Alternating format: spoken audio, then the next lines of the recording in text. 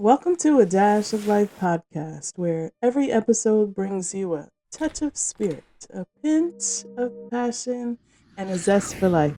Hi. In today's episode, we are going to focus on burying your pain. And I feel like there is a distinct difference between burying your pain and releasing your pain. And, traditionally, I would say that we work on releasing our pain, but in my opinion, I feel like that leaves the door open and gives us an avenue to reattach to that pain. We'll delve into this a lot deeper in this episode and talk about why it's so necessary to bury our pain and how pain impacts our lives. I think ultimately our goal is to live life as free as can be. And when we hold on to pain, we are so attached to whatever happens or whatever happened that we don't live our freest life. So in this episode, we will discuss the negative impacts, and that could be physically, emotionally, mentally, relationally, which is very important. We'll talk about those impacts of carrying and holding on to pain, reasons why people hold on to pain. And, that's obviously not an all-inclusive list, but there are some specific reasons that people hold on to pain. The benefits from burying your pain and how that can manifest in your life. And then the act of actually burying your pain, and we'll walk through that process. So let's lock in and get ready to talk about why we should bury our pain. I think the most important question that we need to address during this episode is, how do I know that I am holding on to pain? And when we do this, it can manifest in many different ways, but some factors may be present, such as emotional guardedness, where you are not completely open with other people, especially those that are closest to you. Projection of past hurts. So, when we have someone that has hurt us, we then in turn project that on somebody else by how we act, which is never good. This one, I think, probably is maybe the most held on to, is not being able to trust people, or having trust issues, difficulties trusting other people. That one is like, you can't walk through life and be like, well, somebody hurt me 20 years ago, so I don't trust people. What? No. Okay. Like, that's just, it's a cop-out. You need to do the work in order to be able to trust people. And I'm not saying like you go out there and have this openly, I'm trusting. No, you use the information and the experience from what happened before to recognize maybe signs in the future for how somebody is being distrustful. So think about that. Fear of abandonment, that can manifest in many different ways. But if you're clingy and, you don't allow people their own space, that could be a manifestation of previous instances of pain or, offenses. Defensive behavior. You have this wall built and you don't want anybody to go through that wall. You don't want anybody to break through that wall. And you always are on the defense. You always have your defenses up. Resentment or grudges. I'm not even going to talk about that. I could probably do a whole nother episode on that. But when we resent and hold grudges, there is energy that is attached to that. And what you have to understand is, when you hold on to that, you are holding on to that energy within your body. And it can, and we'll talk about this later, but it can manifest physically, physiologically in your body. So keep that in mind. You have unhealthy patterns, whatever that may be, patterns of how you deal with things that are healthy or efficient and sufficient for how you need to present to the world. And then lastly, I'll talk about lack of empathy or patience. Again, this is not an all-inclusive list, but people that, we know the saying, right? People, or I should say, hurt people, right? So if you've been offended previously and you don't release that, then you go out offending other people because you've been hurt, right? So just keep that in mind as well. These are some of the manifestations of holding on to pain. It's not all inclusive. But if any of those resonate with you, then you might need to do some work. All right, so I'm going to take a moment to describe and give you maybe a visual of what burying pain looks like. So if we use the ground as a metaphor and we look at the surface. Now keep in mind, this is meant to be a depiction of what we look at for a person on the surface, and then, as we get into the deeper layers. So if we look at the surface, everything on top looks calm. There's green grass. The soil is undisturbed and it seems peaceful. Are you peaceful on the outside, but you have this raging battle on the inside? Think about it. And then just below the surface, we have shallow layers of soil. It's darker, it's denser, it's filled with like small little pebbles, small little stones or roots that aren't fully interconnected, but they're there, right? And so the roots represent initial signs of discomfort, buried feelings, or maybe even unresolved issues. So these could be minor things, like somebody said something to you a specific way, you didn't like it, but you didn't address it at the time, and it's just sitting there, just waiting to fester. Those issues then start to become intertwined in our daily lives, whether we are cognizant of it or not, right? Sometimes there are some subconscious things that happen or that manifest, and we just are just going with our daily lives, not really fully cognizant of that particular offense may be impacting on how I'm showing up right now. So think about that. So if we continue down through the soil, or through the earth, if you will, through our bodies or our mental environments, then we have the deeper layers. So started with the surface and then we go to the shallow, but now we're getting down into the deeper layers of that soil. And so what we see here are those larger, sharper stones, and the earth is hardened, it's compacted, and everything is just all packed in there. You got these large boulders that have sharp edges, and they are symbolic of buried emotions such as anger, resentment, grief, or fear. These layers are harder to dig through, and they're representing how deeply embedded and difficult to reach these old wounds are. Old wounds. So in this layer, if you will, we have all these larger stones. They're very sharp, if you can imagine, right? Everything is packed in tight, and you can't dig. Have you ever tried to dig in the soil when it's really dry and there hasn't been a lot of rain? Like, it's not soft, right? So I envision this layer to be that compacted and that difficult to dig through. Old wounds.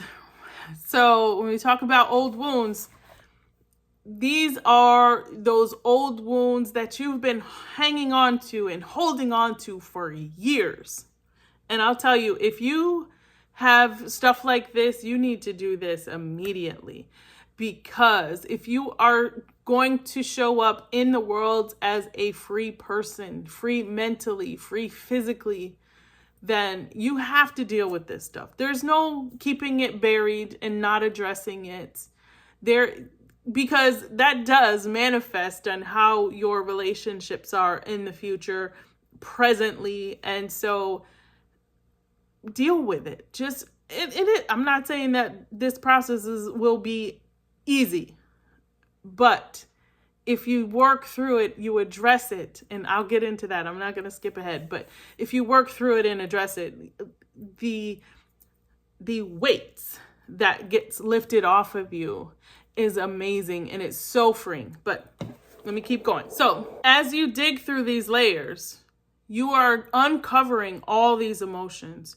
You are confronting feelings, old wounds, forgotten memories, through peeling back layers of defense, coping mechanisms, emotional barriers.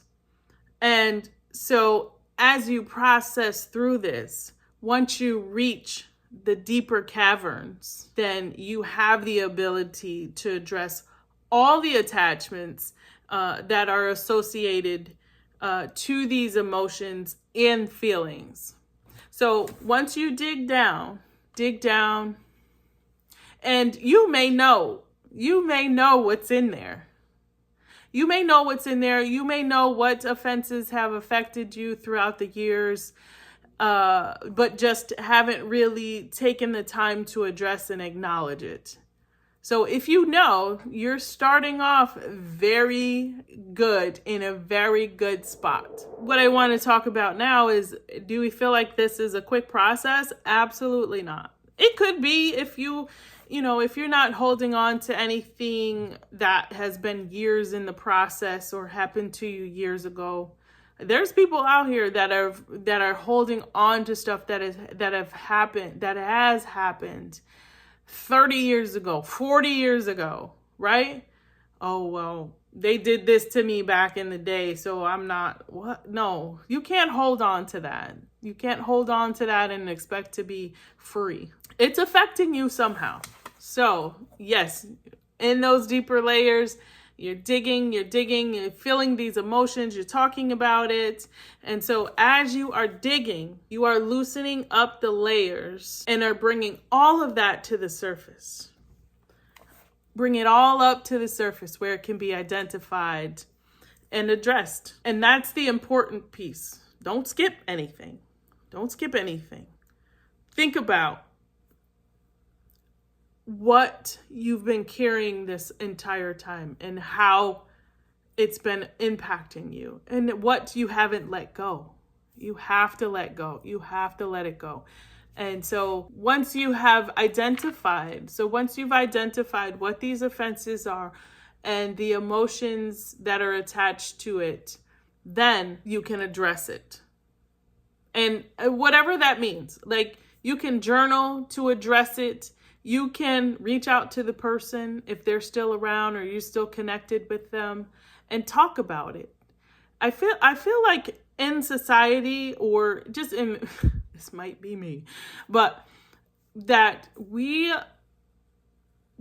don't like to have conflict. We don't like to have conflict. We just don't like conflict, which, there's nothing wrong with that. But when not addressing something affects you or impacts you physically, mentally, psychologically, I think that's where we run amiss on that as well. So whatever you need to do to address it, if you need to go seek counseling, that's great. That's awesome. A lot of people are doing therapy now to address certain things within themselves. So those are definitely avenues that you can take, journaling, and just talking about it, maybe talking to a trusted friend or to a colleague or to the person themselves, and if you are the person that maybe offended somebody, then I think you need to be open to hearing their perspective. without confrontation and without conflict. And just be accepting of what the offense was and how it impacted somebody. It may not have been intentional. And I think sometimes we hold on to stuff that wasn't meant for harm or, intentionally, but that's just how some people are. So keep that in mind as well. Once it has been addressed, then imagine yourself putting all this pain, all the emotions, everything that's been attached to it in like a wooden box, lock it up, put a lock on it, and then put it deep down in that cavern. So you have the surface, and then you have those shallow layers, and then you have the deep layers, and then below that you have the caverns, which are those deep, if you've ever been in a cavern, they're deep in the ground, have open spaces. In essence, put your pain, once you've dealt with everything that's been associated with it, put your pain in a wooden box, put a lock on it, and put it down in that cavern and leave it there. So then, after you do that, then you start to fill it and cover it with all that sifted soil.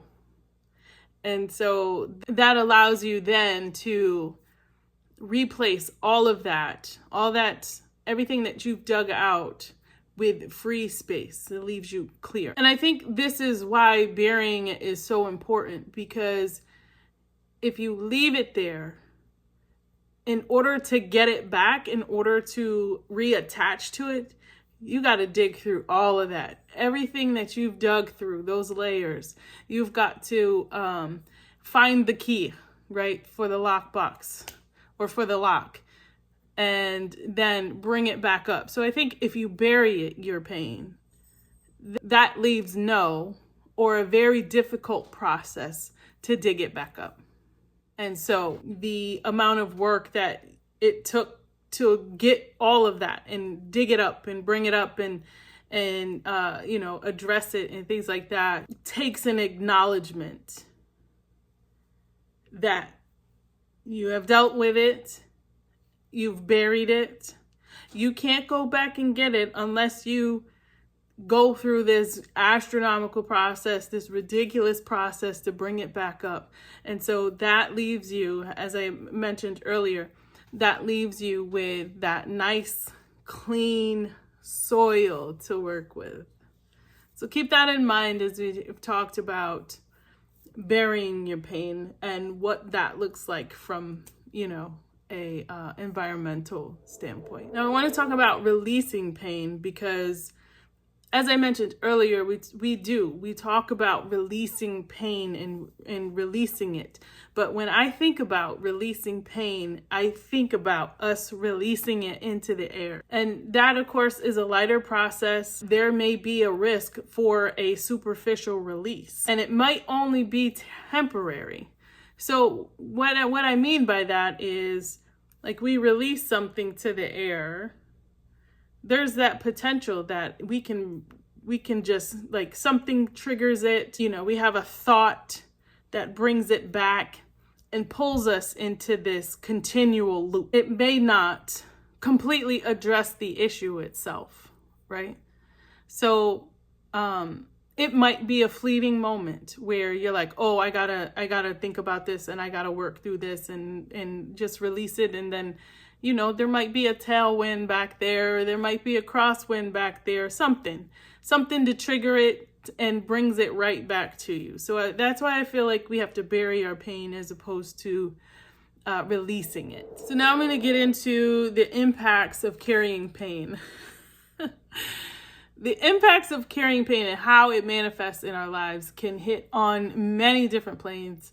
It can lead to health issues, and again, I'm not diagnosing or treating any kind of illness, mental, physical, whatever, health-wise. But these are some areas where emotional pain can manifest within us physically. If we talk about like chronic stress and the cortisol imbalance that is associated with that and how that can weaken the immune system, or chronic fatigue, where you feel like you're tired all the time.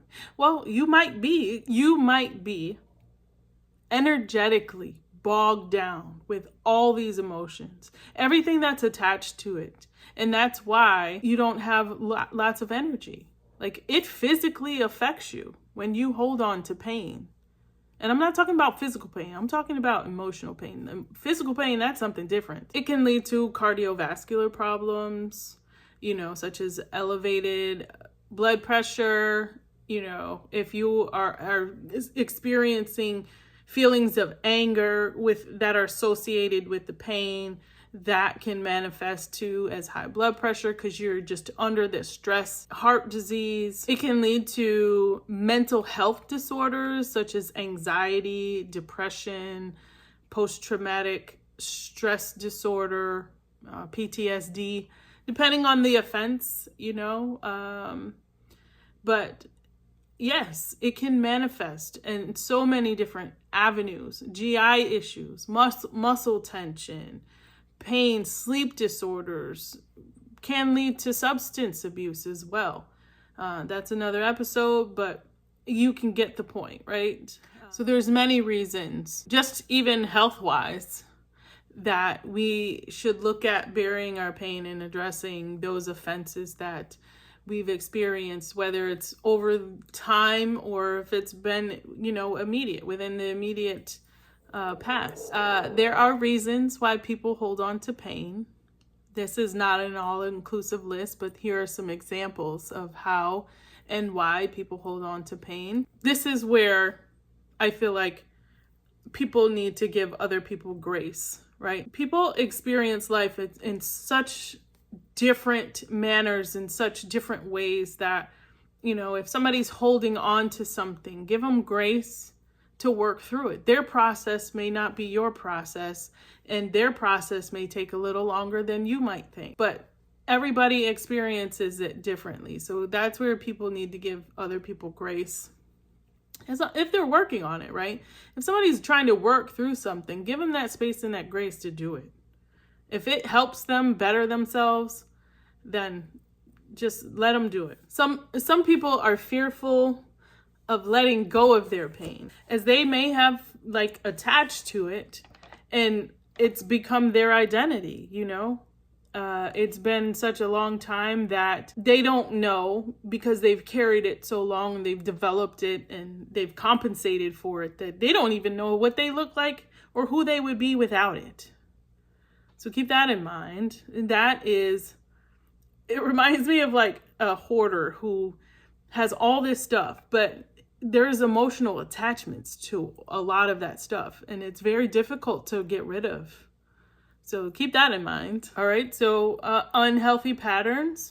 I mentioned unhealthy patterns earlier, and can manifest as unresolved emotions, anger, tension, grief, and regret, which is why it's important for people to process through this and be free. Some of the more difficult reasons are validation. A lot of times us as humans, we want to be validated in our experience.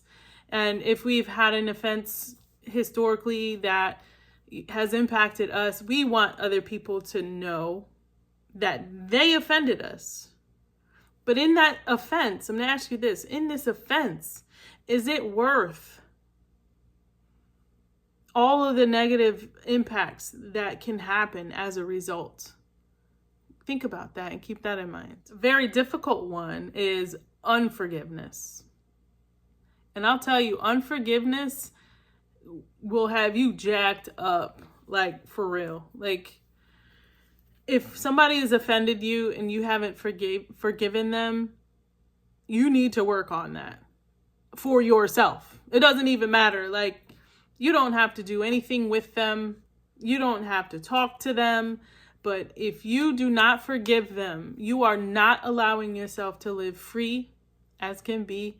And you are setting yourself up for letting somebody else's offense affect how you present and what your life entails.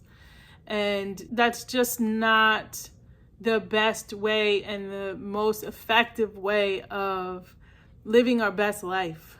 If someone does you wrong, make a promise to yourself that you're going to forgive them. Because you know why? In the act of forgiving, it frees the offended. It frees you. We like to keep life light, not heavy. Don't be bogged down with all these emotions of unforgiveness. That's a great segue into living free. If we are living free, I'm going to do a part 2. I don't know if I have enough content for that, but we'll see. But just imagine yourself living free, right? If you are not, just imagine yourself, you're in the center of this room. You know, you have shackles and you have ropes and you have chains just attached to any part of your body. It doesn't even have to be necessarily your arms and wrists and your ankles. It could be to the mid-back. It could be anywhere on your body, the front of your body, your legs. And just imagine having all these attachments. So these ropes and chains, etc., represent emotions that you are attached to, that are anchored to the walls. And so if you take a step left, whatever is on the right is going to pull you back. If you take a step right, whatever is on the left is going to pull you back left and pull you back to the center.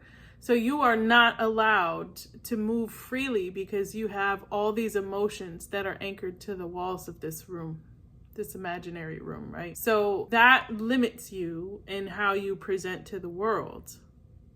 If you have all these things attached to you, all these emotions, all these feelings attached to you that are preventing you from moving forward or making the moves that you need to. So just keep that in mind. In order for you to be fully present in the day, you can't be attached to what happened yesterday. You can't be attached to what happened 10 years ago. We have enough for today to deal with for today. So if your goal is to live freely in this world, in this lifetime, then you have to remove all of these ropes, these chains that represent emotions that you're attached to. You have to remove them. And in my whole point of this episode is to bury that so that you can't come back to it. So in closing, you must create the ability to acknowledge your pain, process it, and then bury it and leave it. Let it go. Let it go. Find the courage to live free for you. And how do you do that? You live free by healing, moving forward, not looking back, not allowing that buried pain to come back, and acknowledge that future offenses, you're going to do the same. You're going to address it. You could address it when it's in that shallow layer, before it gets too deep where you have to do a lot of work to get it out. But it is also a release from emotional burdens and mental burdens that you've been hanging on to that keep you from thriving, keep you from living your best life. And that's what it's about, right? A dash of life. How are you living your best life in your dash? If you ask me, I would say, ask God to reveal to you where it is that you need to make improvements and how whatever you're holding on to is affecting you. Pray about it and just ask Him to help you. If you need to get professional help, by all means, do what is best for you. If you need to talk to that person and you're able, because a lot of times, people that offend us, we don't have access to them anymore, probably because of the offense. But if you don't have that, that's okay. Just work through your own process. Seek professional help if you need to. I am not diagnosing and I am not treating any kind of illnesses, health-wise, mental, but I hope that within this information and what we've talked about here, that you feel comfortable enough to work on some things for yourselves. All right, that concludes this episode. For the next episode, we are going to talk about, is thank you enough for you? Can't wait to jump into that one. All right, until next time, thank you all and have a blessed one. Thank you for joining us on this episode of A Dash of Life podcast. I hope today's conversation added a touch of spirit, a pinch of passion, and a zest for life to your day.